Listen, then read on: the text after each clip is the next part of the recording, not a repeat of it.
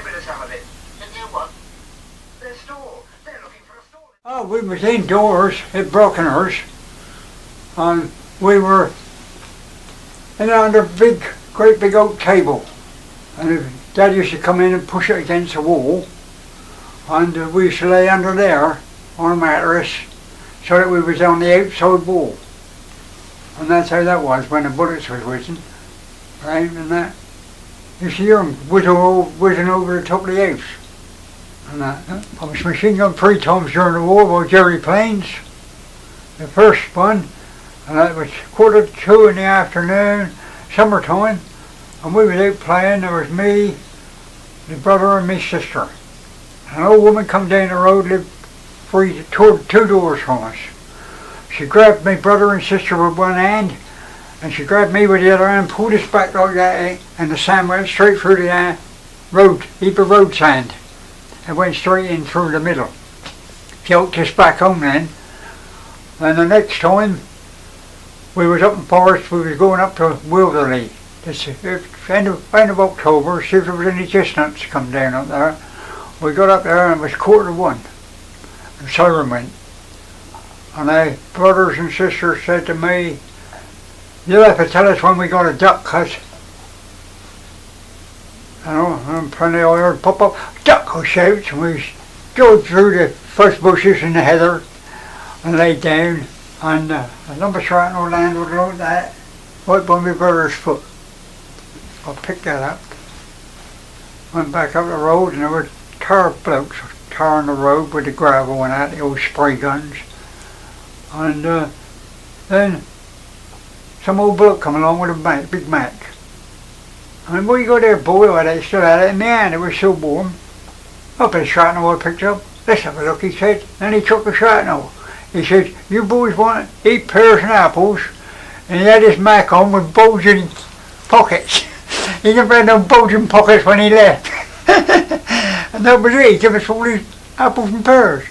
Where he got them from, it was garden where he did. We had all these apples and pears and filled our pockets up. And he took a bit of bloody shrapnel. Then, 1941, they tried for Brockner Station, I think. I think it was 41, I mean, it's some time ago. I'm sure it was 41. They tried for Brockner Station. And I went out in the morning to feed me rabbits down the garden, and funny smell. I walked across the garden, and right between 2 apple trees was a big round hole. So I whipped up, told Mum, she said, "Go and tell the air raid warning." So I told the air raid warning. He come down, boom, down the hole, still smouldering. And I was 150 pounder. And of course then they out that morning, he fenced all off with a rope, and he called up a bomb squad. Well, we had to go out walking the street in Brockenhurst all day. We got back 4:45 at night, and they still were digging. They were still digging on it then from 1 o'clock. It took them from 1 o'clock till 10:30 to dig it out. Then they took it up the forest and blew it up. And went on. Got down back to Brockner at 4:45, and a woman over the road, a couple of doors down, she said, "Oh, come in, Mrs. Tom," she said. "Have a cup of tea." Went in there, it was her son's birthday. And bought these cakes and jellies. "Oh, naturally, go help yourself," she said. Picked up a little round cake, fancy cake, see?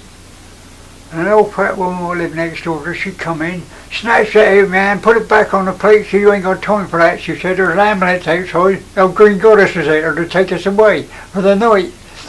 Takes the bomb went off. And took us to Foxley's. Just going up Clay Hill from Brockenhurst. I had to get out and lay in the holly ditch. They were machine gunning the ambulance. And we got out and laid in the ditch, then they took us down the other side after all clear went, and took us into Foxley's, Gorgoid's place. And went in there. That was all. We had to go on down in the cellar on bales of hay and straw and whatever down in there. And we slept there all night, and the ambulance picked us up the next morning and took us home. And you're talking about air raids, the German fighters? Yeah, very planes. And when they tried for Brockner Station, it was Up the left-hand side, in a field, there were 3 big bomb crates. On the right-hand side, they missed the station. By Sway Road Garage at Brockner's, there were 2 big bomb holes in a paddock. And then further up on the right of the railway line, up there in the forest end, there was 2 or 3 bomb holes there blowed up. And they missed the station altogether. And that's how it went. But that was life in them days. As a child in the war, Harry, did you find it exciting or were you frightened? No, I didn't. I didn't find it exciting. It was funny, because when I was on that farm in Dorset, old farmer says to me 9:15 one morning after I finished doing the dairy work, "Oh, take this hoe," he said, "and go up with them 2 blokes in the field." Well, 2 blokes, I went up there. About an hour and a half later, I rolled a fag up for the smoke. Well, these 2 blokes come walking over. "Oh, you got smoke? You give smoke?" And they had their, for in March it was, something like that. We had 8 mangles. You took about that much out of the line, and then you left like single ones. Then they grew bigger, you know. And so I gave these 2 blokes a paper, wrote their own fags like, some of this stuff out of me little pouch, and I went on smoking.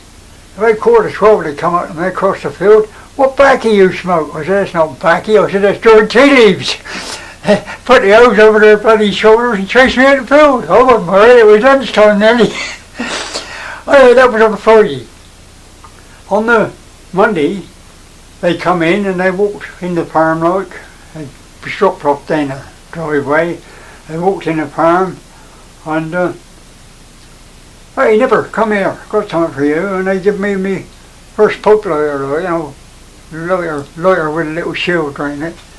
And we made this at camp for a weekend. And I realised there was 2 Germans, their name was Fritz and Arnold. They were 2 German bomber pilots. They told me straight, "Sorry about the war," he said, "but if we hadn't done what we done," they said, "then we'd have been stood against one shot." And that's how Hitler was with his SS men. If they didn't do what they was told, they were shot. And that was it. They told me that straight. They said, "Well, we're living all right now in the camp," they said, "we're fine." And that was it. They went on hoeing the rest of the mangles. And then I was on another job then on the farm. These were 2 prisoners of war, were they? Eh? 2 prisoners of war? Yeah, 2 Germans. And 2 German pilots they were in a bomber. And I didn't know they were pilots because 1st of March, off comes their shirt. And they got their shirt off. That's why I didn't know it was Germans, because they had a patch on the back of their coat when they come in on a Monday, and I could see it then. But as I say, 1st of March, off comes their shirt for 10 minutes, quarter of an hour. 1st of March, and by the end of the week, shirt was off all day. Didn't matter what the weather was, the shirt was off all day. And that's how they were brought up. Take their shirts off the 1st of March. So what were they doing in Brockenhurst? They were Brockner's. They were at Dorset on a farm. We moved to Dorset. From Brockner's we moved to North Plumleys. Then we went from North Plumleys into Dorset on a farm. And then we come back from that farm to Couples Park. And these 2 blokes was down there in a camp somewhere. And they used to bring them up in a truck every morning to work on the land. They did all the prisoners like. If they were good, that's what they used to do. But if they were high ups, they wasn't allowed out. So what was your highlight of the what do you remember most about the war years, Harry? Well, I remember all, mate. SS girls, ATS girls. Oh, I went there. I went to a picture show in Brockenhurst, in Belmalone Hotel. One night on March now, scuffing along in an old pair of football boots I had. sparks used to come out of them. And I got to the Belmalone Hotel because my sister was supposed to meet me there. We were all going to a picture show with the army boys, you know. Oh, go there. I was what? I was 1940. Well, it must have been 1942. And went there. Oh, Colonel, I suppose he was, stood up at the door there, smoking, bloody cigar. And he said, he said, we've been playing football, lad. No, I said, I've got to wear these because they won't let me wear my school shoes or boots in the evening to go out to playing. Oh, I see, he said. Well, what do you do then? He said, when you go home, he said, are you coming in to see the picture show? I said, yeah. Oh, all right, he said, but when you go home, what are you going home to supper? Supper? Supper? What's that? I said. Do you have supper? I said, no. Well, we come home from school after we've had sandwiches at lunchtime. I said, there's a bit of fry up left from the next day, last day. I said, we have that for tea. I said, that's all we get. That's our dinner. Oh, blimey. So he shouted at ATS girls, take this nipper down a nappy, he said, getting something to eat. Goes down there it was. Glass bowl, about that big round. Peaches, custard, cream, cherry on the top. Never seen nothing like it in my life. I had one of them, and then the girl said, you want another one? Meanwhile, a soldier come in. He wanted a bigger spoon than that for these. Look, I got, he said. And he had a bloody great tablespoon. He scooped it, sort the lot straight out, put it all in his mouth at once, and the hotel escort was smacking in the ear and told him to get out. And she said, you want another one? I said, no thanks. I said, blimey, who couldn't eat bloody fruit like that? I never had none in my life, you know. I ate one, what was she giving me? And said, what do you want, some bananas? Oh yes, please. So she gave me 3 bananas then. That's how the officers was living in the war. Poor people in the country, mate. All you had to eat, all the meat you had to eat was bloody rabbit if you was killing your own. And that was it.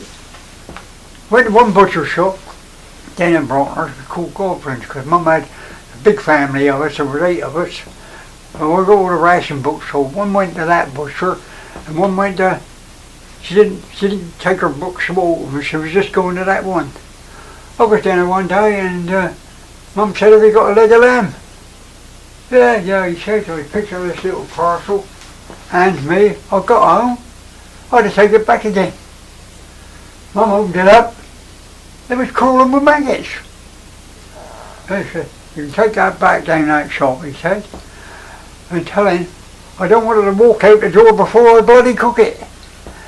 So I goes down there, little mush, you know. I stood back there watching. It's Saturday morning. I stood back there watching it Saturday morning. And all these women was in the shop. The whole shop was full of women buying their meat for the weekend, see? I goes in there, walks past them all, bangs out on the counter, opens up. I said, Mum said she don't want her to walk out the door before she cooks it. He went mad, he blamed the boy for it. He said, I told him to put it in the bin. But he gave it to me. All the women walked out, whoop, there was gone. They all walked out of his shop. So I goes down and tells Mum what happened. He gave me a bit of beef then to take home to Mum. That was alright, a little round of beef. And that was alright, there was no maggots in that, so she cooked that. And I said, Mum, well, where did you go to the other butcher then? You got your ration books? She said, yeah. So I goes down and see the one in the village. And Mum sent me down. Only I told him what happened about old Oldham's shop, you know. Oh, he said, I know, he said, you're a dirty bugger. And they used to kill their own cattle and all in the back of the shop. So you had everything fresh, you know. So I put all these ration cards in there for Mum's meat, like, for the family. He was happy, I was happy. For a week later, I goes, boy, I had a bit of pocket money in my pocket because I've been selling flowers from the forest and the big houses. Mum said, did you have a quarter of corned beef? Yeah, certainly, he said. Cut me off a quarter of corned beef, I think it was about 4 or 5 slices out of this tin. And that was it, it went down good going home. And that was life, you know. So Well, Dad used to keep pigs. He had 3 pigs. That was 2 for the government and 1 for himself. And that's how we used to go. We used to go in the houses and collect the swill, the pig food, boil it in a copper down the garden. I always loved doing that. And one day, somebody was going out of a funeral, so Mum had to make some wreaths and that, with the old granny. Oh, she said, want some more ivy? She said, I said, I'll go and get you some. So I climbed up this bloody great tree. It was in the middle of the inner pigsty where the pigs used to sleep. I hung up there, I got all this bloody ivy and I pulled it all down. Finally a branch broke. I went straight through the bloody galvanised roof, straight on top of the pigs. And of course I jumped up, I still had a stick in my hand. I've always carried a stick about this big ring, about this long. Climbs up over the pigsty, and just as went to pull my leg over, this pig was there with his open mouth, the old boar. Of course, never said nothing, I drove him with a stick across his snout. Next morning goes down, the pig was laid out in the inner sty. So she told Dad, he got on to the vet. Of course the vet couldn't get her not until bloody tea time at night. We said, well, I looked round all the sty, got a blood vessel gone in his nose, he said. And that's how I went there stoking up the fire, ready to feed the others, you know. And that was it.